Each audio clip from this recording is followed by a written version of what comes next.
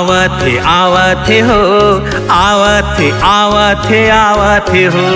आवथे आवथे आवथे हो, आवथे आवथे आवथे हो। शिव गौरी के लाला एक दंत वाला, शिव गौरी के लाला एक दंत वाला। मुसवा में चढ़ के आवथे हो, आवथे हो।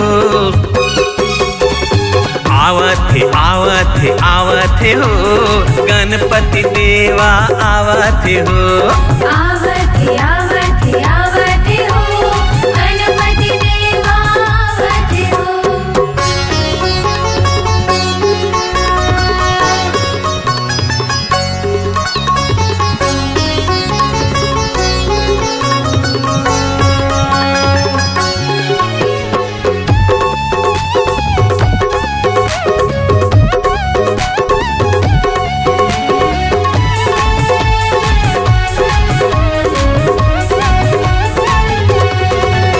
गजाधर स्वामी, लंबोदर स्वामी, विघ्न हरैया विघ्नेश्वर स्वामी।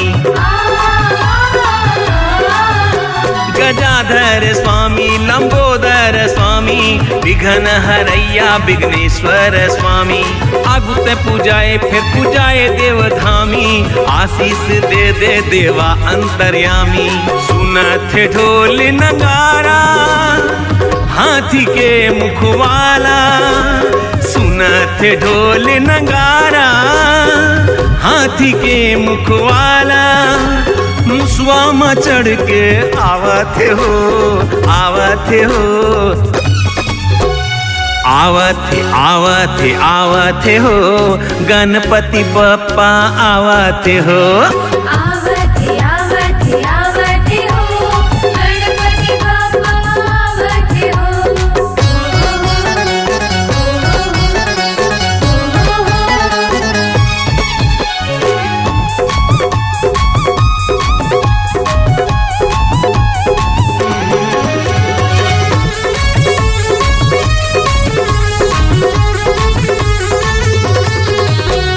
भादो चतुर्थी परब तोर न्यारी, गांव बस्ती बिराजे चार भुजाधारी।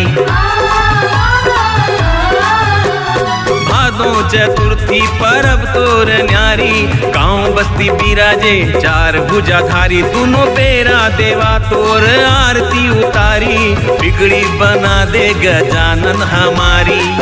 आगे शिव के लाला हाथी कान वाला, आगे शिव के लाला हाथी कान वाला। मुसवा में चढ़ के आवथे हो, आवथे हो। आवथे आवथे आवथे हो, गणपति देवा आवथे हो। आवथे आवथे आवथे हो, गणपति देवा आवथे हो।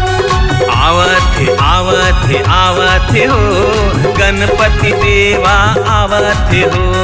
आवथे आवथे आवथे हो, गणपति देवा आवथे हो। प्रथमं वक्रतुण्डं च एकदन्त द्वितीयकं, तृतीयं कृष्णपिङ्गाक्षं गजवक्त्रं चतुर्थकं, लंबोदरं पंचमं च षष्ठं विकटमेव च, सप्तमं विघ्नराजं च धूम्रवर्णं तथाष्टमं, नवमं भालचन्द्रं च दशमं तु विनायकम्, एकादशं गणपतिं द्वादशं तु गजाननं, द्वादशैतानि नामानि त्रिसन्ध्यं यः पठेन्नरः न च विघ्नभयं तस्य सर्वसिद्धिकरं प्रभो।